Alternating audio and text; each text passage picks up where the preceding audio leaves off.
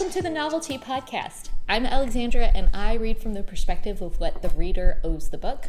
And I'm Emily, and I read from the perspective of what the writer owes the reader. Speaking of writers, we gotta pump it up. We got exciting news. Yes, Emily, as a writer. As my debut novel, East of the Moon, is in pre-orders for ebook right now on Amazon. Physical copy pre-order is going to go up in August. Yes. It's going to take us some time to get there, but we're doing it. So, yeah, East of the Moon. And I had a conversation about this because I was like, how do I pre-order? And she was like, oh, it's up right now. And I was like, I was mad because I didn't know ahead of time. First of all, personally insulted because I want to be first. And she's like, well, it's ebooks only, and I really don't read digitally. And I'm like, this is a personal problem for me. I need to be the first one, but you've made it impossible. The problem is very easy to put together an ebook, a little more complicated to figure out the figuring out the cover design, because you got to design make sure everything is in the right bleeding, where the barcode goes, if the text. So it's taking me a little more time to figure out all of the ins and outs of the cover. So that's why I'm giving myself to August for the physical books. All I hear is excuses, Emily.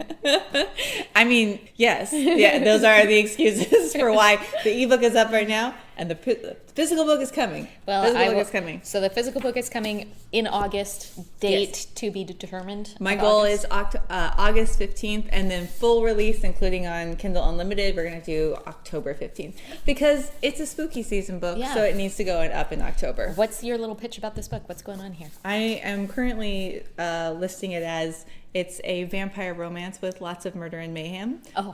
A campy vampire romance, because vampires are more fun when they're a little campy. Oh, I totally agree. Anne Rice can take vampires seriously, but I don't think I can. Well, and to be even with Anne Rice, there's still some camp. There's a little camp in there, yeah. Yeah, you still have some characters that are just over the top. Yeah, my husband was my first reader, and I had told him going in hey, this is a vampire novel, and he came to me at one point and he's like, I thought you were going to be super serious. I don't know why. This is really funny. And I was like, well, yeah, you really think I was going to take myself super seriously? No, we're having fun with vampires. Absolutely.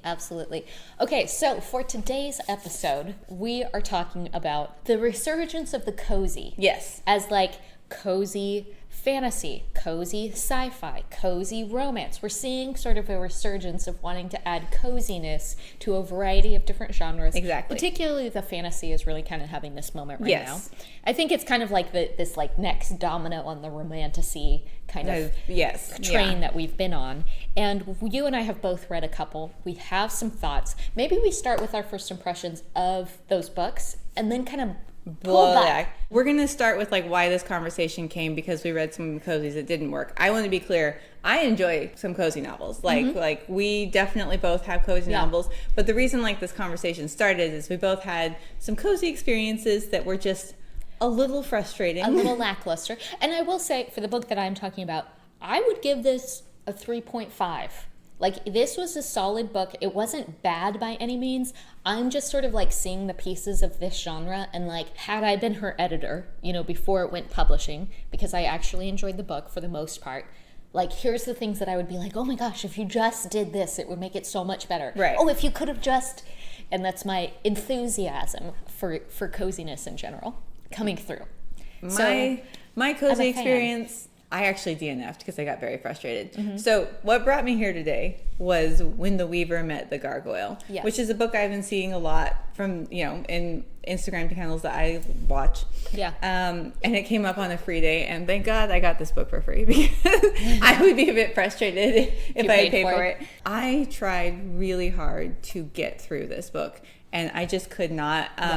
Basically, the story is this weaver and this gargoyle live in this fantasy wonderland town. Yeah. And the plot is basically them just walking through town, shopping together, cooking together, doing little, going on little dates. They're going on dates. To the little cafe and getting pumpkin muffins. And I just started to get very frustrated with the sheer lack of it, and that's when I gave up. But I since then have started reading another cozy novel, and it's made me kind of understand what was so frustrating. Is that because this novel had zero tension in the plot line, nothing going on in the plot That's line. what makes it cozy, is like it's low stakes. Like, especially when we're talking about this fantasy, we're not going on an epic adventure. We're not trying to defeat like the most evil lord that has ever risen to power. There's not or tension wizard going or whatever. there. Yeah. You're not the chosen one. You're just a normal person in a little sleepy town. Right. A little sleepy hamlet. So what the tension that the story was relying on in that case was that, like, basically the only plot that existed was this weaver had at one point dated a guy in the town, and it didn't work out. And he was a little mean. And when she goes out, sometimes she sees him and he laughs. We're not talking about high school behavior here. This is junior high school level behavior. And even though 99% of the town is super nice to her, she's so upset that sometimes he laughs when she's out that she's refusing to leave her home. Yeah. Which is, again, junior high school level behavior. Yeah. Like, it's the level of immaturity for this character is off the charts. And it just gets very frustrating because it's like, you're a grown adult woman. Like, you're an adult woman. Yeah, it's not like this is a YA situation or even middle grade situation where those feelings of insecurity might be more to the fore and more believable for that person's age. And like literally everyone in this town is being nice to you except for this one guy. Yeah. And they're asking you to be a part of their life and their community, and you're refusing to because of this one person. And I just found that behavior in an adult woman to be extremely irritating because honestly, like, the majority of us face far more than that often in the world, and because we're adults we still have to go outside and live our lives. And it's like, it's so unrelatable, it's also ridiculous, and it's just very grating at some point where it's just like, okay, I don't want to read this anymore. I think you're touching on sort of something like, I've kind of been thinking about like, why is cozy so important in our culture right now? And I think, as with many times in history, we're facing a lot of global strife, a lot of difficulty politically, a lot of discord, even among family members. Things are very polarized right now. And so at times like this, wanting to return to a book that's quite comforting is really an easy impulse. But what's happening here is like, that can get flipped really quickly when we're dealing with a character who we perceive as like, has not cultivated any kind of toughness. Right. You know what I mean? Right. When your life is like overwhelming, it's not that you want to go into a book that doesn't deal with reality as it is. You want to go into a book that's going to offer you resolution on the difficulties of life. Right. And I think that what I'm feeling with this book was similar to what you were feeling with your book, which was The Spell Shop. Yes, so The Spell Shop, which I think was good in many areas, but also we had one of the things that annoyed me about it was the immaturity of the main character. So again, we have a grown woman, and we have a grown woman who's seen some life. She's gone out into the world. She's had a career. The novel starts with political unrest in the capital city, which she escapes. And, so there's relatively high stakes at the start of this book, and there's sort of like this political conversation that's happening in the background that offers a little bit of weight and grounding to the plot. And the explanation that's given ostensibly in the plot is that she's an introvert, she never talks to anybody, she loves being in the magical library. It's been years since she talked to anybody except for her magical plant companion. So that's why she's like awkward and uncomfortable around other people, which is totally believable. But I don't think that awkwardness and unconfidence are the same thing. And I think that's something that a lot of authors conflate. And so in addition to her being like feeling awkward or feeling like rusty in her social skills and like her ability to go out into the world and make friends and her ability to kind of read social cues and like, what are other people's intentions and do they really like me? That's all believable. But she had moments where she was just like so insecure. And I'm like, girl, you like survived the toppling of the Capitol. Right. Like you got this. Yeah. I think you can handle figuring out if someone gives you pastries over and over again, whether or not they like you. Yeah, like that level of self-doubt almost becomes, there's a point where it's like, okay, like you need to seek professional help. Like this is not someone I want to hang out with. This is someone I feel like needs some help. Right. And it makes it so that the characters aren't people that you enjoy spending time with. Right, exactly. Which I think is another component of like what would make cozy, because there's not much else, right? Right. So if we don't have plot, because a lot of times we're having a slower plot. It's not like it's super fast moving. If we don't have stakes where we're going on this grand adventure where what they're doing really, really matters on the grand stage of Middle Earth or the world or wherever, then like your characters have to be really good and your setting has to be really good. And those are the kind of the two components that we're looking for in a cozy world, is I want to spend time in this place with these people. Right.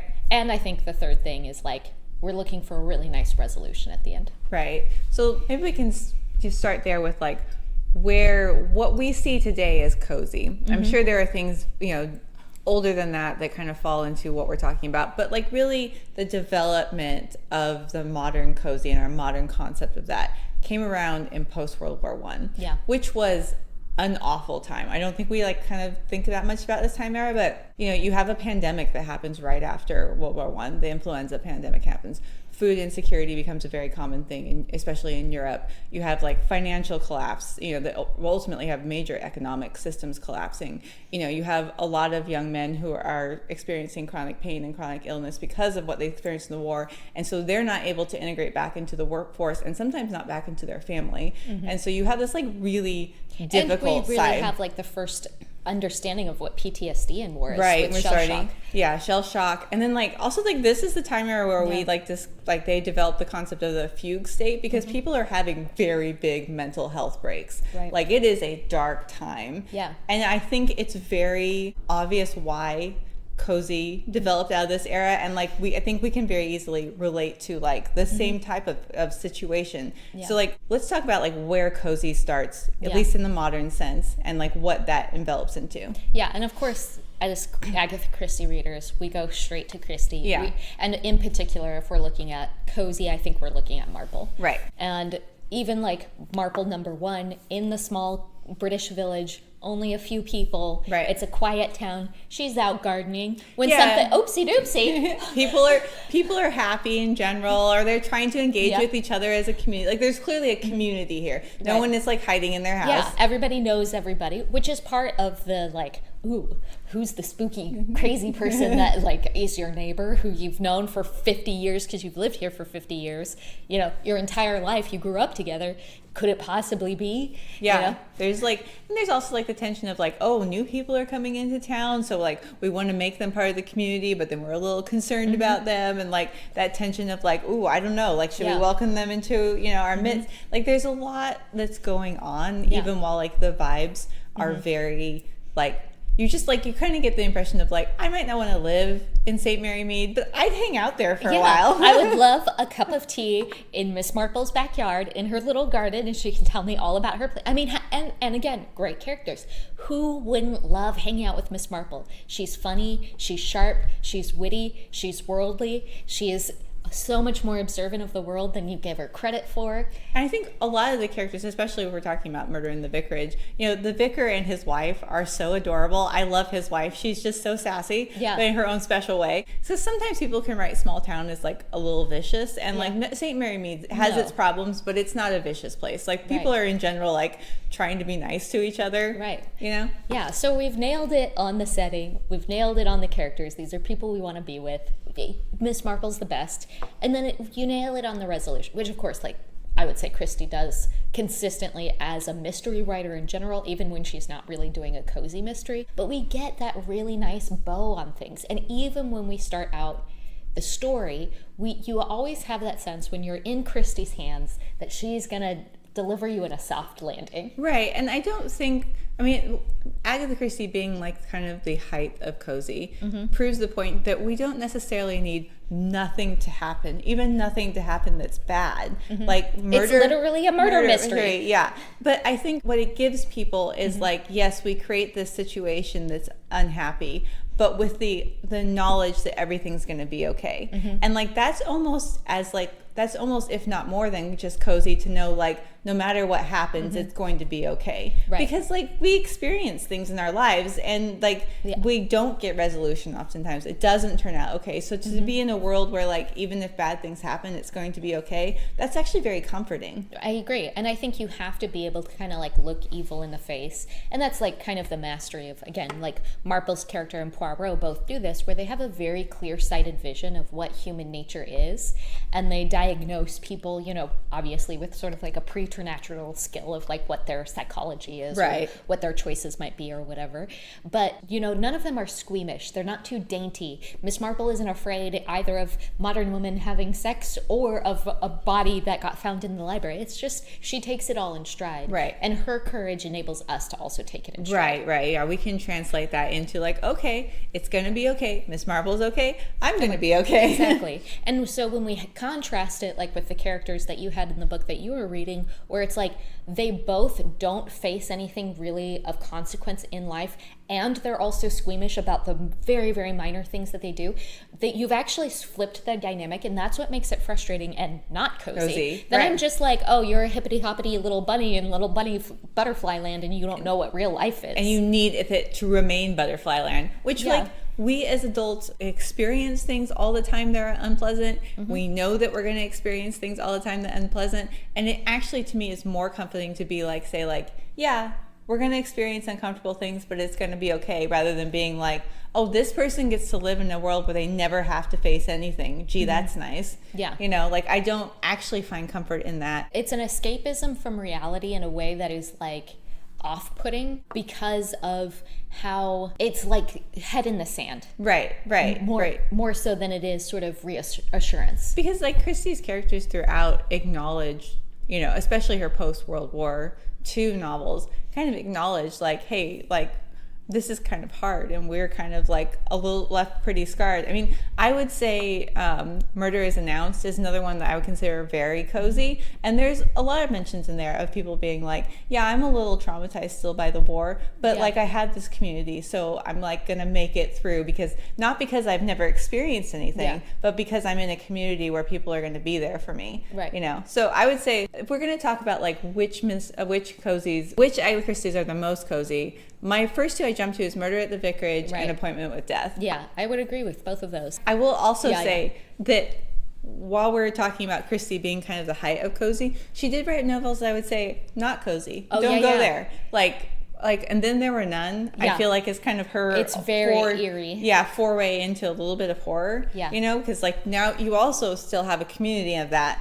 But one by one, they're dying, and they're getting and they're not going to be okay. And they're not going to be okay, and they're not being okay to each other, and it's like and you don't get the like resolution of back to peace. It's like no, you all going to die. This is not going to be okay. Yeah. You know, and like that doesn't make it any less good than the Miss Marples. It's just very different and doesn't, I think, fall into what we would call a cozy situation. Yeah, the one that I just finished most recently, because yes, I'm still on my journey to read all of Agatha Christie's novels. Year 2, gonna go into year 3 probably. But The Man in the Brown Suit, which also not necessarily eerie, but much more of an action thriller. Adventure, they're on a pretty extensive adventure in that one. Yeah. Fantastic. Lots of fun, lots of action, but very high pace, lots of plot, lots of who's the man behind all of this, moving all of the pieces, and so you have a sense of danger. I think one of the things, and we had talked about this when I was telling you about my experience reading The Man in the Brown Suit, this is all just a rehash of conversations we have in real life. We should record this one. This is a lot of our Marco Polos.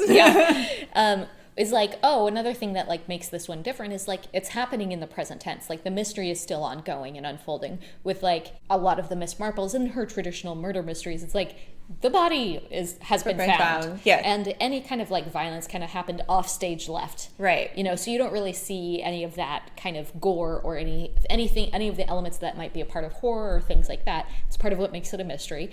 And then, you know, you go about trying to solve the mystery, but you're very rarely are the characters in like present danger. Every once in a while, it's like Poirot will set somebody up to be like, you know, maybe we can get the murderer to try and kill you, and we'll catch him in the act. Yeah, I don't think Miss Marple ever does that. No, she doesn't.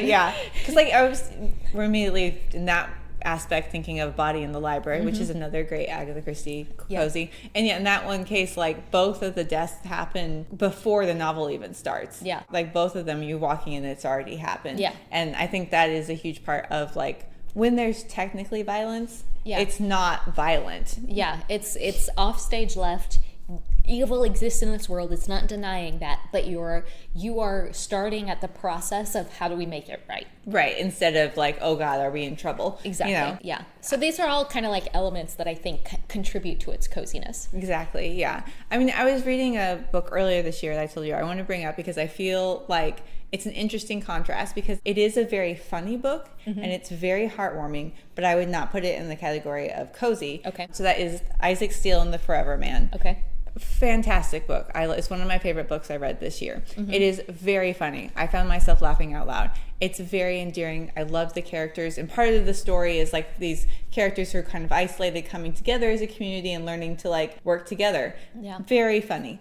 But do I consider it a cozy? No. One of the reasons is there is violence on screen and it's a little on the graphic side. I wouldn't, like, a lot of people would be like, oh, it's not that bad. But it's enough that I would say, like, no, this is a little bit, like, if you're squeamish about violence, this might be a bit much. But also, like, part of the backstory is Isaac is clearly having issues with substance abuse, and he's using that to handle both childhood PTSD, but also he's living in an aggressively heteronormative society with feelings that he understands, like, oh, I'm not going to be accepted in this heteronormative category. Exactly. So he's like covering that up and dealing with substance abuse issues. And like, again, part of the heartwarming nature is like him developing relationships with positive people. And so his coping mechanisms start going towards being in relationship rather than just solidly being high all the time. Yeah. Which that takes several books to work out. There's more than one book in the series. But like those elements to me, even though it is heartwarming and it is funny, I would not class it as a cozy because of elements like that. Yeah. I think that makes sense. On the flip side, we have books like The Appeal. The Appeal, I would definitely say Janet Hallett's debut novel. And The Appeal, I think, is paying a lot of homage to Christie. 100%. I would not say like, oh, it's just a copy of Christie, because obviously Janet Hallett's writing style is completely different. But she is, in her inception, dealing with a small town with a lot of like people who are very interconnected. A lot of them are very... Putting on a Christmas play. Yeah. Oh, wait, no, that's a Christmas Appeal. Putting on a play. Yeah. Yes. There's just like, there's more than just the community of a small town, then there's the extra community of this like acting group. And a number of the people are very endearing. Some of them are very annoying, it's like, which is relatable in and of itself. Yes. And so I think that one, she definitely is, achieving the cozy atmosphere. And, there is a little, I feel like just at the very end, there's a little bit of Hitchcock going on. Yeah. But the majority of it is cozy Christie. So. Yeah, I think that's really well said. Which I was just talking about this also on Marco Polo, of like how she handles her pacing. But that's a different conversation. We won't get into that now. But for the most part, it is a slow pace. You're just getting to know the characters. It's very character driven forward. The stakes feel very low until you kind of uncover, what's going on in this community. Oh dear, Could something bad be happening? Oh no! But then also I feel like once the bad thing happens, that's at a space where like it's pretty quickly resolved once it does happen. You're doing a lot of time walking towards that, and most of your walk towards that is pretty entertaining because of these like crazy characters. Then the bad thing happens and you get pretty significant, like close to the end, you get resolution. So you're not left in this tension of like, oh, are we all in danger? Like they don't give you that time to think about that.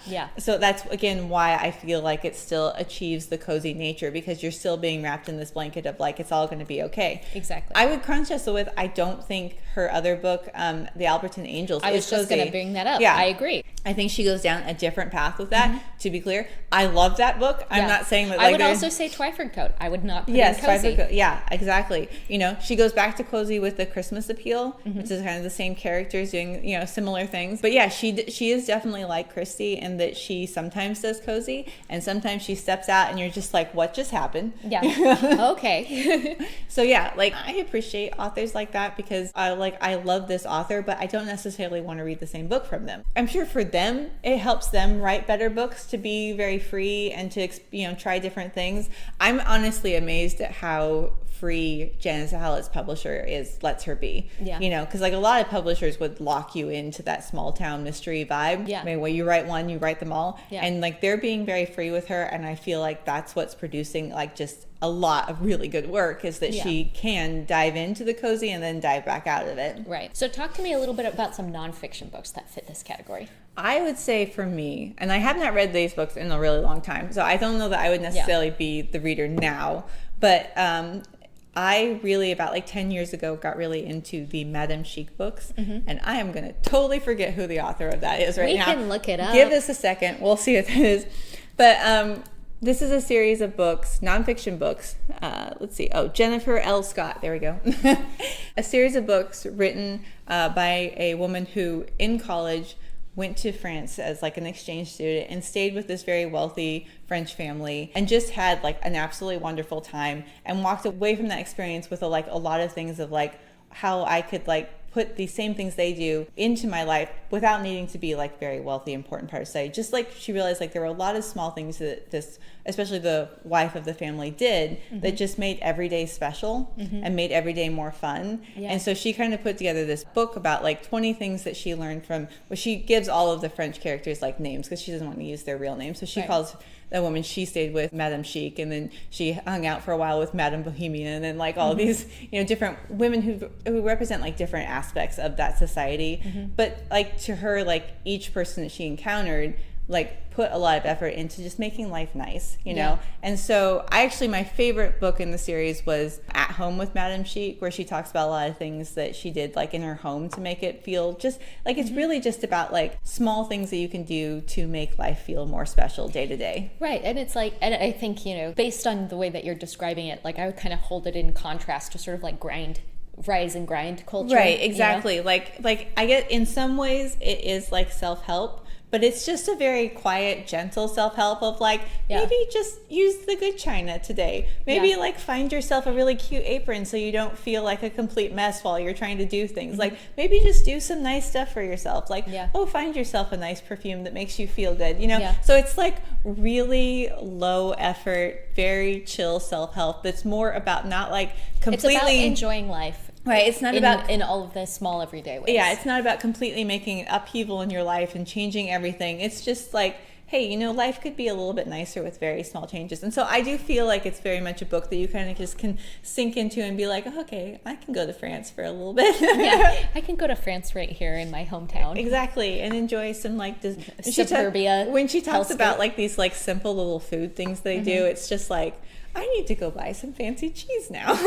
Well, funny you should mention it because I gave myself a treat of like fancy cheese. I got a cheese that's like slightly more expensive from Trader Joe's that I really enjoy, and I got myself some crackers, and I had some beautifully ripe peaches that came from my CSA box, and I made myself a little plate of peaches and cheese and crackers, and I just had a lovely time with it. You know, and like, it cost me, you know, $2.99 for my little wedge of cheese. So exactly. Is it like more expensive than the cheddar we get? Yes.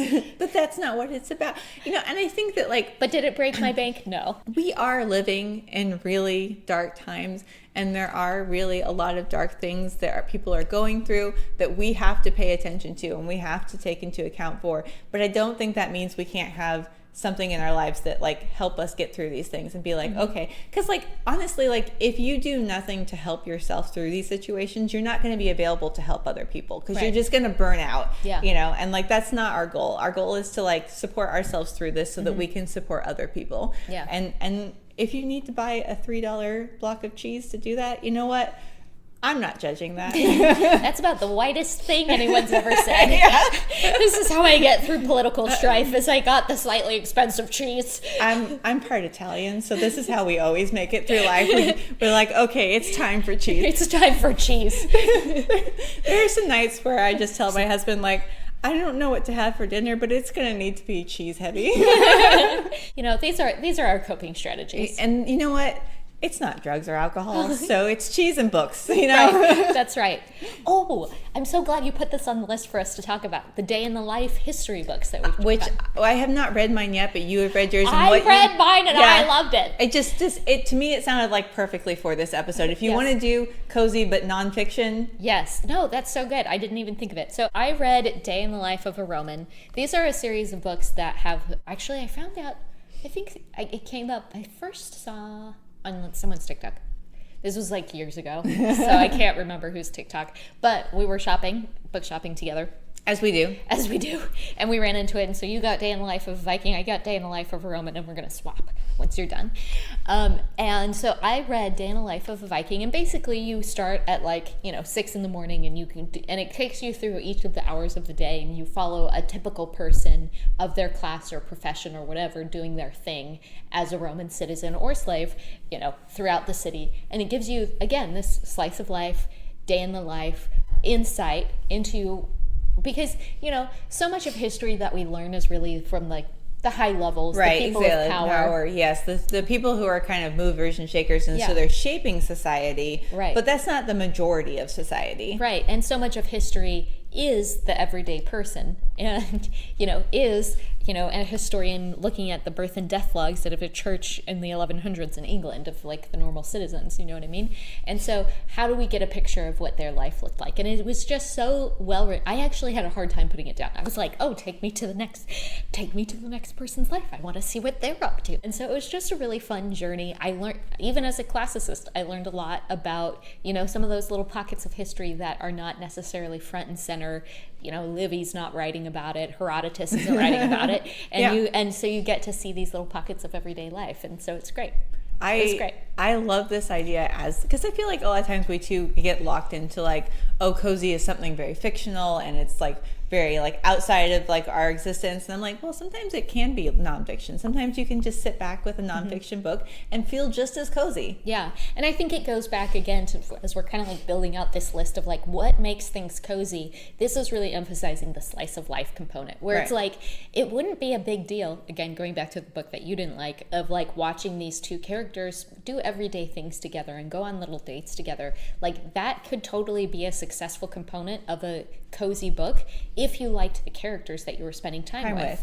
And the same thing is true here, is like the people and and I guess because it's so like history focused, it's not necessarily like we had these great characters. They had like little stand-in characters for us to like follow around and imagine their day-to-day life, but that's wasn't the point of these books. But like the slice of life component of being in the spell shop, which I would say again, like we almost didn't spend any time in the spell shop, and I wanted to. And it's the title of the book. We should be here. And like that was my other thing of like, we did get a few moments where it's like, oh, she's becoming friends with she's building this friendship and she's building this community and she's, helping to protect this new way of life. But it's like, those scenes were too far and few between. We need more of that. So anyway, slice of life, key component of cozy. Can be leveraged very well. There's some very successful slice of life stories. We're going to get to those in a minute. But yeah, I think that that's an excellent way to do cozy. And like, also you're learning something. So, like if you have the extra of like, oh, I learned something today. I read a nonfiction book. That always feels like more, because I read so much fiction. I'm always proud of myself when I get through a nonfiction. I know. I accomplished a fairly like heavy nonfiction that we talked about in the last podcast. And I'm just like, that was excellent. I loved it. I need some time away from nonfiction. Need a little break. Yeah. Okay, so let's talk cozy romance. And I want to kind of introduce it with Go for it. Which I think like, and I haven't read this book, but I know that they're super popular. And this is, I think the first one is called The Cinnamon Bun Shop. And then there's the Pumpkin Spice Cafe. And, and so I've seen these titles go around and I know that people are loving them. Romance isn't my genre, so I'm not going to read it. But I know that this is like these books are really popular. And I think they're working very much in the tradition of, especially like kind of in the 90s, we saw this rise of like, girl goes back to her hometown and opens a cupcake bakery and solves murder mysteries or whatever. Yeah. And so this is like the romance version corollary of that, trying to, again, really rely on setting to kind of set the coziness. And for these books, I don't know how successful or not they are at romance and coziness, but I just wanted to bring that up because we are seeing in the romance genre this sort of like percolate up, which again came from the romance genre first, I think. For the mystery genre. It came from the mystery genre first, and now we're seeing it bleed its way into different romance. Yeah. Romance obviously is my genre. Yes. I read a lot of romance. Although I was thinking about the other day, this is a side note, but Barnes & Noble's ran a sale for a week of like buy one, get one half off romance novels, which I did not go last weekend to get one. And I was like, what? I did such a good job at not spending money last weekend. I went and got them this weekend. But I realized like I don't own many physical romance novels. That's my audiobook. Like I generally like, and then like my physical books are usually my little bit more serious books. So it's just kind of fun to be like, oh, I can actually like own some paperback romances. But anyway, romance is definitely my genre. And I got into romance first from Ice Planet Barbarians. And I think that like Ice Planet Barbarians is a pandemic phenomenon. And I think that there's a very, very obvious reason why that series took off, which like, to be clear, it was not written during the pandemic. It's a 21 book series, the last book was actually published in 2020. Okay. So like this whole thing was not written with so the idea. So she'd been writing it for like 7 years previous. Yeah, or she started in, I think, like 2015. Okay. And so like this book series was not published with the pandemic in mind, but blew up during the pandemic and sold 100,000 books, which like self-published books don't do that, right. you know? And so like basically the story plotline is a group of women are taken away from Earth and end up in this very harsh, very isolating environment, and like everything has changed for them overnight, and you know they have to readjust to everything, but almost like a lockdown. Yeah, almost like a lockdown, where you're suddenly in like a very small group of people. You don't have like an outside community. I think that like, but also like to be clear, very feel good books. Everything is going to turn out great. The guys that they meet on the ice planet are all cinnamon rolls, you know. Very muscular cinnamon rolls. Yes. And so like even as these women are very like in a level frightened and unsettled by this like new isolating experience, you know everything's going to be okay. Yeah. And that makes perfect sense to me why in the middle of the pandemic everyone read these books. Like that is so like that. And I also think that speaks to like the most effective cozies are not ones that which nothing happens. They're the ones that tell us it's going to be okay. Exactly. I think that really is the core. The core of cozy. It's like you can have great characters, you can have a little bit more plot, you can have no plot, you could have slice of life, you could have a really vibey cottagey town in the English countryside, but at the end of the day we just need to be given a little hug and be told that it's going to be okay. Yeah, and I think that relates to now one like coziest romance series that I'm seeing like really take off, and that is Ursa Dax. I always like feel like weird saying that name because I'm always worried I'm like not saying it right. It's kind of, I don't know anyone named Ursa, so I don't know if I'm saying that right. But Ursa Dax did a series, or she's actually in the middle of writing it, called the Cowboy Colony's Mail Order Brides. And this is again a series where like I totally understand why this series is taking off, because it's a story of like women living in the modern world and for various reasons not doing well. Like one of them is like falling in serious debt because it's just so hard to keep up with like the financial responsibilities. Another one is really struggling with societal expectations and she doesn't feel like she fits into the society. You know, like each woman in the story is not doing well in modern society. So then she makes a choice to leave modern society and go to this new world and start all over. And it's a very simple world in comparison to the very complex world they're leaving. Right. And like, I totally understand why that's speaking to women right now, because I feel like we all feel very overwhelmed with the society we're in. And maybe just if we could just go and be somewhere a little simpler for a while, it's gonna be okay. Yeah. And like, I totally get why this is why this is speaking to so many women. Slap a milkmaid dress on me. Let me just make some sourdough bread every day. Let me just not worry, like, am I going to go into more debt if I, you know, have medical care? You know, am I going to like marry the wrong person just because my family's putting a lot of pressure on me? You know, like there's like these questions are removed, and like we all need a break from these questions. Like we all need space. We want to go to a magical land where those questions don't exist, even if it wasn't the American West in the 1860s, where you still could have really been hecked up by the man that you married, or if you broke your leg out in the West. We just want to acknowledge that reality, even though it's a nice fantasy. Okay, yes. Sorry. I mean, in this case, I have to. In this case, you're going to like an alien cowboy planet. Okay, alien cowboy planet where everything is fine.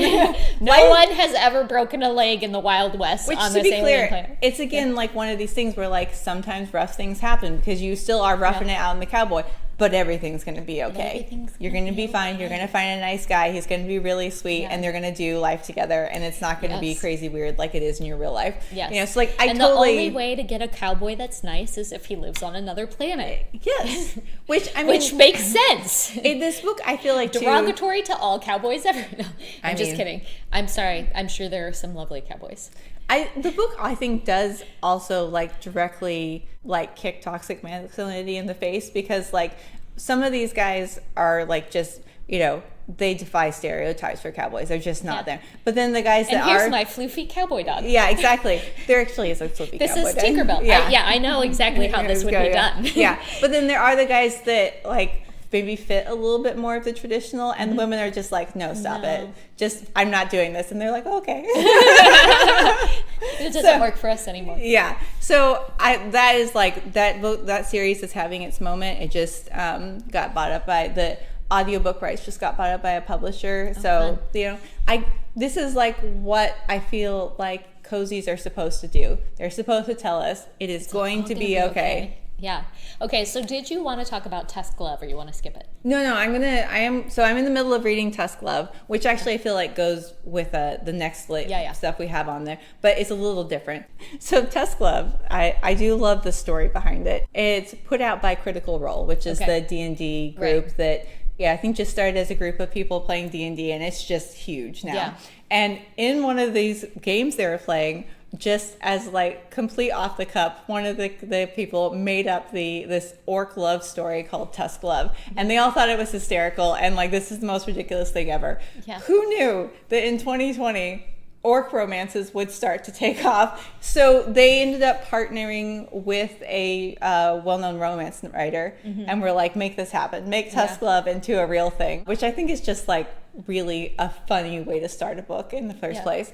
But so I haven't finished it, so I'm not going to be like, it's totally successful or totally fails or whatever. But so far it just has been fun, and it's like kind of shown me like what the issue I was having with Weaver and the Gargoyle is that the main female character is like someone who's been very sheltered, like her parents haven't let her experience life, and so she's suddenly thrust onto this like, it's an adventure. It's not like a super high stakes scary adventure, but she's on a little adventure now, she's very socially awkward. But instead of being like, I'm socially awkward, so I'm just gonna sulk about it and be like, upset, she's like, no, like this is my chance to be with people, and it's not going well, but I'm gonna keep trying, and like I can enjoy that type of character so much more. She's an adult, she's doing her best to like become an adult because she feels like she's been like treated like a child her whole life, so like this is her chance to be an adult, and she's gonna do it. And I think that's immediately a far more enjoyable character to write than an adult who's refusing to be an adult. Right, 100%. And so, and didn't you read, what's the original kind of cozy book that kind of broke this all out? Oh, Legends and Lattes. Legends and Lattes. So that has become one of the like standard bearers of the cozy fantasy genre. So where do you feel like it succeeded and failed in its coziness? Yeah, so I did read that one like 2 years ago, and like there was a lot about that book that I really enjoyed. Like that you could totally get into the vibes. It's it is a very vibes-heavy book. I mean, at the back of the novel actually says like a novel of high fantasy and low stakes. You know, like it's very honest and upfront about what it is. But you walk through the story with the character of Viv, who's an orc who's decided like she wants a better life, so she's gonna, instead of constantly going on adventures, she's gonna settle down and open up a little cafe, and like there was a lot about the story that I was enjoying, and then I just hit this point where I'm like there's nothing more. Like, done like last chapter. Like now we've entered a realm of like we're literally just doing nothing. And like I felt like there was like a moment where it's like, this is really, really, really, really good. Okay, what are we doing? Like there's nothing left for us to do, and we're still trying to make this into a story. And so I kind of faltered there, probably in like the last third. And then I got very frustrated with it because in the very last second they throw in a romance, and like Viv is suddenly in a real romance with this character who is her barista at her cafe. And it's not that I have a problem with those two characters, like a character like being a romance being part of it.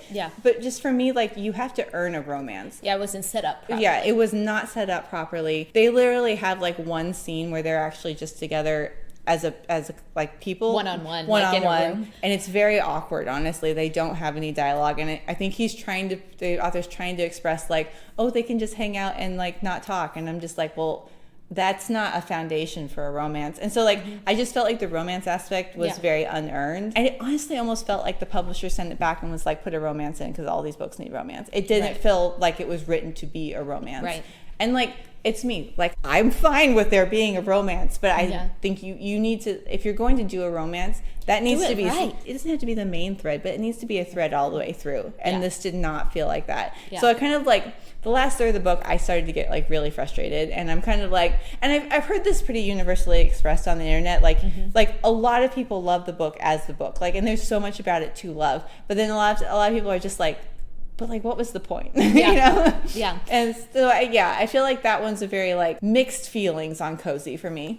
I think that was one of the criticisms you have, is one that I would put toward the spell shop as well, which maybe I should just take some time to talk about my feelings overall, which is that it had too much plot that didn't matter. Right. And so it was almost like it was sort of like looking for something for the book to do. So it was like, oh, well, then now we have another problem that we have to go solve, and it was like, like I kind of wanted it maybe just like it's a question of pacing too, right. Yeah. where it's like, oh, like we need to really do another like refresh on this. Like I had a very similar feeling of like, oh, like we're coming to a resolution and the book's going to end. And then it like kind of popped up with like a new plot loop where I was like, oh, well, okay, we're going to go. And it did that like 3 times where I was like, oh, we're going to end. Nope, we're going to plot. No, we're going to, okay, we've resolved that. Another one.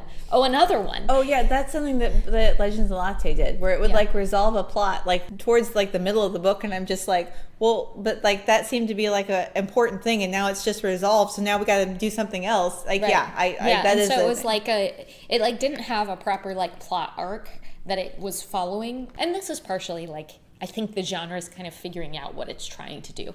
It's growing pains, if you will. So that's fine. And it was like, and very similarly, if you want me to care about the third plot loop that we're gonna like go on, like you kind of have to establish me caring about the characters and their problem much earlier. Because it was sort of like in the spell shop, the main, plot is her like, oh, I escaped the capital, I have some spell books, what am I gonna do with them when I get to like this cozy location? Right. And I need to resolve the problem of like having these spell books, which are technically illegal for her to have, like she stole them, right? And then it's like, oh, there's problems at in her location, and it's like maybe doing a little magic could help solve some of these problems with these spell like, shouldn't we? And like that's the bulk of like what we're doing here with it is like, is she gonna help the people, is she not, like how is she gonna be a part of the society, is she blah blah blah, and building the friendships. But then we have like a shipwreck with some new characters land, and then they bring a new kind of strife, but oh no, actually they're a good guy, but then maybe like some new people who are chasing that person who we thought was the bad guy but now is the good guy, they're gonna look for her, and so we have to like save her.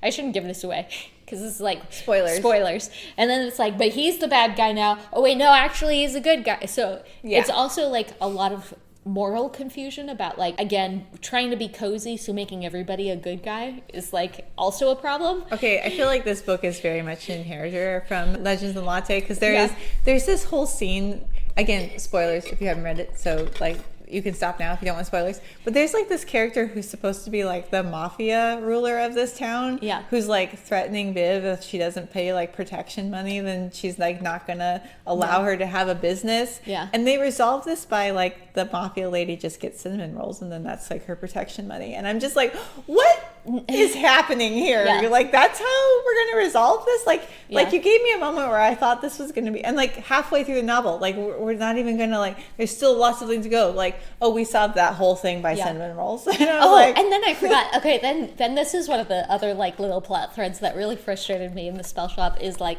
the shipwrecked lady who we thought was like a bad guy for a little while is like, clearly our main character feels like potentially jealous because like the same man who saved her, like that she's like, they're developing a little romance, like went out and heroically like saved her, but she's like really pretty. So then she starts having like insecure feelings, and it's like, we have spent all of this time with this guy literally like having Google eyeballs at you, and you're like, I don't know if he likes me, and everyone in the town is like, he has Google, like multiple conversations have been had with this woman who is ostensibly grown, and so again, a little frustration there where you're like, if you can't tell. At this point, we have spent like 60% of the plot has been like, have you noticed how much this man has been in love with you? And she's like, just can't tell. I need a 10th person to tell me. The first 9 weren't enough to convince. Anyway. And so then she's like, oh no, like I like him, but maybe because she's pretty, he likes her, and you're like, and then she's like, I'm mad that he was nice enough to save her life. And she, in her mind, is like, oh, I know this is a ridiculous... And you're just like, I am so angry with this whole plot point right now. And then it gets more ridiculous, Emily, because then it's like... So we go through this loop-to-loop of like, is she a bad guy, though? Is she not good? Is she creating strife in the community? Blah, blah, blah. And then turns out she and... So... Also back, I'm like giving away this whole book. Sorry guys, but it's just so like the certain elements of it are so annoying. But like the first person in the town to welcome our main character into the town and sort of like encourage her to like help and get involved in the community rather than being like a recluse in her little house because she's been a recluse her entire life is the owner of the bakery there. Yes, the bakery. The bakery. We have a bakery involved. We have a bakery. And like this lady who's like a bad lady, but then we resolve her and like redeem her, even though she makes some bad choices. Like they have like one conversation and they're like, we're in love now. So then she's like, oh, how now I feel silly because she doesn't even like boys, you know, and you're just like, it's almost like, okay, like the idea of like, oh, this guy's into me, but then this other pretty girl walks in and like, what if he suddenly likes her? It's such like a 90s attitude towards men of like, all they want is pretty. Yeah. And so he's just going to fall for the first pretty girl. The prettiest girl. Like, maybe she was the prettiest one because she was the only one there. And now someone prettier than me is here. So he's immediately going to change his affections. But to me, that makes me want to ask the writer, grew up in the 90s, huh? Yeah. Because, yeah. So anyway, there are a couple things like that were annoying where I'm like, if you want me to accept that this lady and this lady are going to get together, first of all, like, you need to see that very early in the story. Establish something. Because it's like, it's a secondary romance subplot. And then also, like, I don't want to read an adult woman who's insecure. I'm done with it. I'm done with it. Because, like, honestly, the problem with that to me is, like, the real human world does not allow women to be that insecure. Yeah. We have to put up. We have to get there. Sure. Like we have to show up for ourselves and for people in our life. And like we don't have almost like the extravagance or like I don't know, like the self-indulgence to just to be that level of insecure. Yeah. My husband and I were it's also just like there are many things that you might be insecure about as a person walking through life at any stage of life, but it is just very jarring to watch a character who's like, I mean, she's had like in this fantasy world a lot of education and a career for like a decade. So I'm like, you've got to be like mid to late 20s, right? Maybe even 30. Yeah. Like her age isn't defined, but like she's not even 19. She's like 28 to 32. And again, like the experiences that I've described where it's like, you have had a career, you're very good at what you do, you are smart, you are intelligent, you have saved your own butt out of like a crumbling like city that was on fire. So you've had like these experiences, and I do not believe you when you have feelings that are reminiscent of feelings that I had when I was 12. Right. I can't buy this. And a huge part of fiction is the reader buys this. Yeah. Even if they have to suspend some level of disbelief, the reader still buys it. But if you're asking them to suspend all belief, like that's too much. Yeah. I want you to have the magical spell books, and I want you to have a magical spell book library. 100%. I buy that all day long. I do not buy a 30-year-old woman having insecure feelings about romantic relationships at the level of a 12-year-old with her life experience. Concur. Not allowed. Let's go into, I think, what our last round of aspects of cozy. I feel like this is a really interesting aspect of cozy because on some level it slightly violates what we normally would say cozy involves, and that is lit RPG. Yeah. I've read a couple. Have you read any lit RPG? No, but I have some friends who really enjoy it. So lit RPG is basically books that are based off of D&D. Right. Like the characters... And they kind of incorporate D&D elements in the storyline. Yeah, exactly. And like I would say like there's very light lit RPG, which Legends and Latte I think falls into because it's like the backstory. Mm-hmm. It's clearly like Viv comes from a D&D world, but that is not part of it. Yeah. And that goes all the way to like, this book is just a D&D campaign. Like all we've done is cut out like Roll20, you know?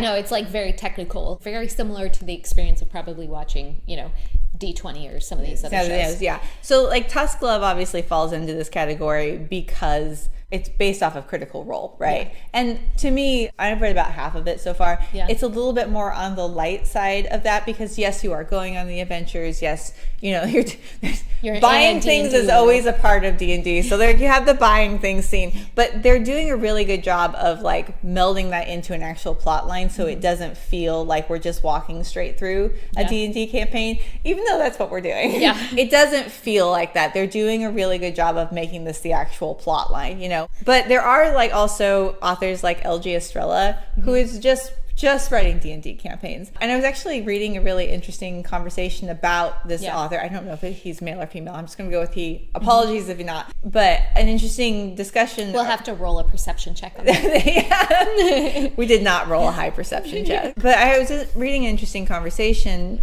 with on a subreddit for cozy novels. Like this is where people go to talk about the cozy novels they read. Yeah. And someone came on and was like, hey, I've read a bunch of books by L.G. Estrella.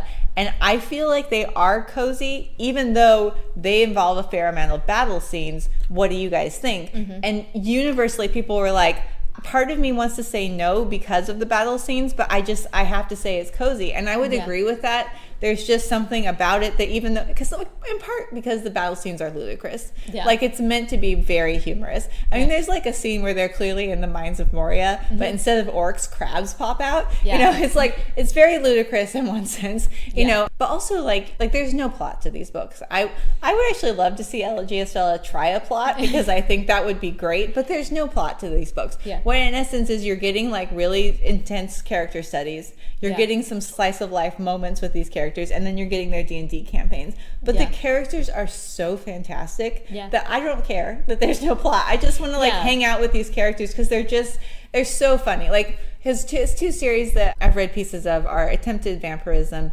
and Two Necromancers. And so like Attempted Vampirism is like a vampire who's very bad at being a vampire and doesn't want to really be a vampire because he just feels like he sucks at this, but is like, life has decided to thrust him into society where he needs to be a vampire. And it's so funny. And like the characters, like he makes all of these friends, and he's still very awkward, but he's like, because basically he has to go out in the world to try to save his family's estate, and he's like, I have to do this, but I'm so bad at it, you know. And the other story, Two Necromancers, is just like this incredibly heartwarming story of this guy who's like amazing necromancer. He's bad at everything else.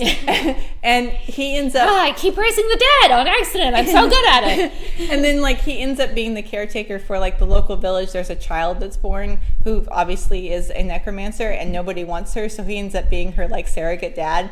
And they're just constantly like making zombies together, and it's the funniest thing ever. No plot other than that. It's just them seeing who can make the best zombies together. It's like father-daughter time, make a zombie, you know. And so it's like adorable. It's so adorable, and it's so fun. And I would kind of love to see him as a writer develop a plot line and see what happens, because I feel like you've got such a great foundation here. Like you can write fantastic characters, and like the battle scenes are fun and silly, and you know, all of that. Okay, can I bring up something I'm really petty about with Gargoyle and the Weaver? I know this is a ridiculous thing to get upset with in a book, but I'm going to do it anyway. Yes. If you as a writer are going to put a very specific recipe into a book, which, like, let's say, like 90s mysteries. Oh, they were right. The recipes were in the back of the book. You could make them for your book club time. Exactly, and it was encouraged. So the characters in the Gargoyle and the Weaver, whatever it's called, make shepherd's pie. Yeah. Let me be clear. Shepherd's pie is a very specific recipe that's very actually important culturally to the Anglo culture. It's like one of their like core recipes. They start out this recipe by saying, I pulled out my favorite pie crust to make this. Okay, like no. Google the recipe. Shepherd's pie has no pie crust. Nope. It is meat and vegetables and gravy covered in mashed potatoes. Yeah, it's sort of like looser meatloaf, but you put a mashed potato and it gets a little crusty top. It's a delicious dish. I highly recommend. When authors do something like that, even though it's such a small thing, I feel like they're being sort of between bolognese and meatloaf, but with more vegetables, like peas and carrots and potatoes, like a little bit cheese on top. Okay, sorry. It's hard for me. Like, it makes me frustrated with the writer because that feels very lazy. Yeah, that's an easy Google, and also an easy Google for any of your editors. Yeah, and if to do that with a recipe that's like so important to a specific culture and just be kind of flippant about and that, also, I don't like tell me that you're American without you're American. It's like, I'm not even British like you, and I know what a shepherd's pie is. One, because it's delicious, but also like everybody should experience shepherd pie. I'm going to say that right now. And that's also like a meat pie also exists that does come in a crust. Right, that's a totally different thing. A different thing. Yeah. So just call it, like, if you want to make a meat pie, great. Do not call it shepherd's pie. I know, that just like bugs me when authors do that. It feels like you're just being extremely low effort. Yeah. And if I'm going to like take my time to read your book. My money. Yeah. Then I need you to take bare minimum time and Google the recipes that you're making. Yes. Because you're like, she goes into like a full description of this recipe, making it wrong. Like there's no gravy involved, nothing. Like it's so, but she put so much detail into them making this. I'm like, I feel a little angry right now. Yeah. Which it's like, again, like food being a part of like the cozy genre is a great staple to include in your coziness. That's totally fine. But do it right. If you're good, you better have a pretty darn good cinnamon bun if you're going to do cinnamon bun chop. Yeah, exactly. Exactly. Yeah. Do it right. That's all we're asking. Just do it right. This is a very simple, easy thing to do right, too. Yeah. Like, do right by your readers who have spent their money and their time on your book, and therefore you can Google shepherd's pie. Yeah. Yep. Anyway, that was our really important complaint that we got in there. Exactly. For writers about. Okay, so should we sum up from top to bottom what we think makes a good cozy? I think a good cozy, one, speaks to the time area you're in. Like, I do think that is a part of the cozy.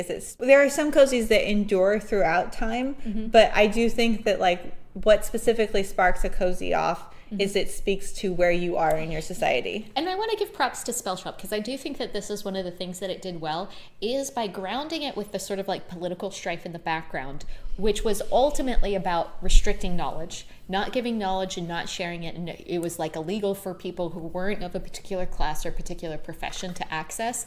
I think that really spoke to our time. And it's kind of what maybe like draws people in. Right. And I think that is always going to be a part of cozy, is that it speaks to where we are in society, and often to where our stress is in society, like what we're dealing with, what we're unsettled by, because ultimately what cozy is about is telling us it's going to be okay. So a cozy that starts with like, hey, I know it's not okay, I think those deeply speak to us. You grounded in the problems that we can relate to. Exactly, yeah. Whether it's, a modern day, like a cozy that's modern day, because Christy was for her time modern, where she's contemporary to her time. Exactly. So it's speaking directly to like, I just survived World War II and I'm kind of not okay, all the way to like fantasy, where like, this is not the world I live in, but the characters are still experiencing what I'm experiencing. Right. Yeah, and I think that like both recognizing modern problems and giving the reassurance are like, you have to have that. That's the core. Whatever kind of trappings you put on top of that is sort of, I think, much more open-ended. Right.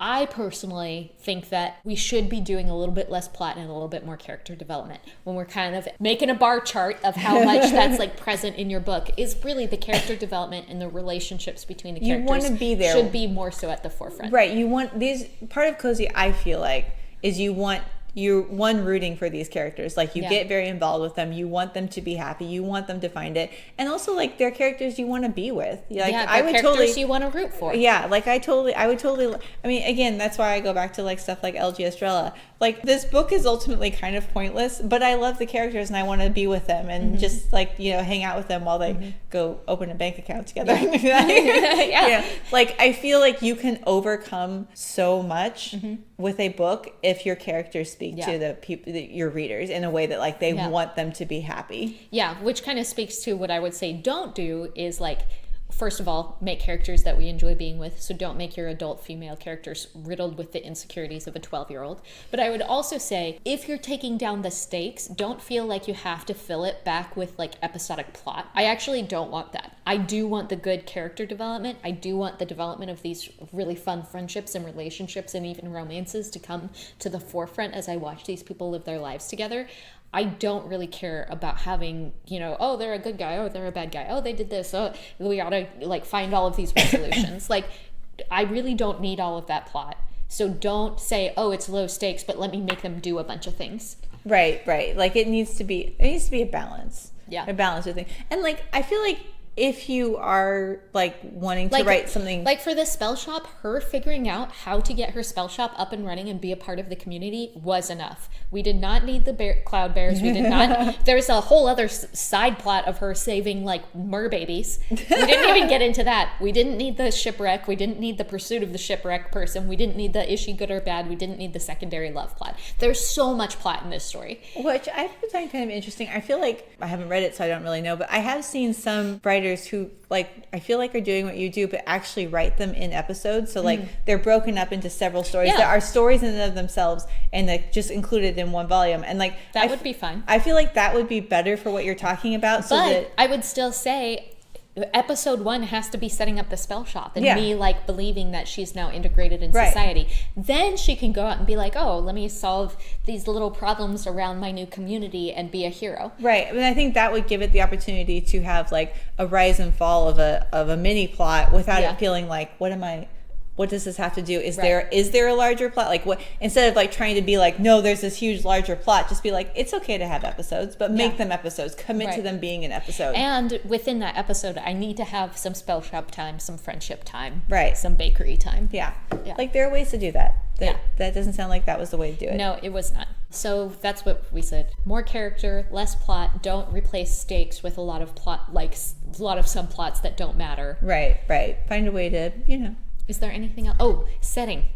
Setting, I think, I do think there's a reason why we would say Miss Marples are cozier than Poirot in London. Yeah. Like, cozy settings do have some parameters. Like, I would like. I don't think you have to, but it helps, and I think it's part of what we want to, the world we want to be in. Because part of cozies is like, I don't really like books that are all vibes, but cozy should be high on vibes for sure. Like, you should have it. It's like horror should have a certain amount of vibes. Right. I want to feel spooky ooky. I want the fog to roll in and maybe be a little bit untrustworthy fog. Yeah.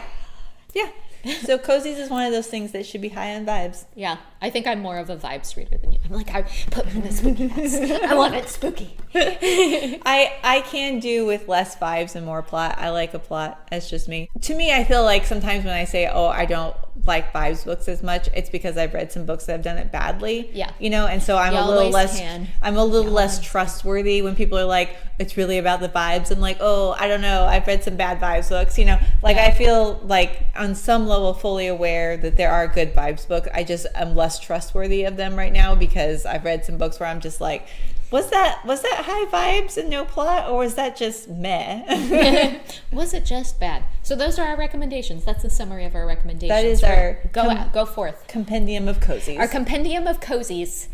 Thank you so much, guys, for joining us on this episode. All of our social stuff is down below, so if you want to follow along on her writer journey, on some of the other stuff that we got going on. Well, maybe can we include a link to pre-order East of the Moon? Absolutely. Yeah, so you can just check out in the link. I would love it if you would give my book a try. Absolutely. Thanks, everybody. All right. Talk to you later. Bye.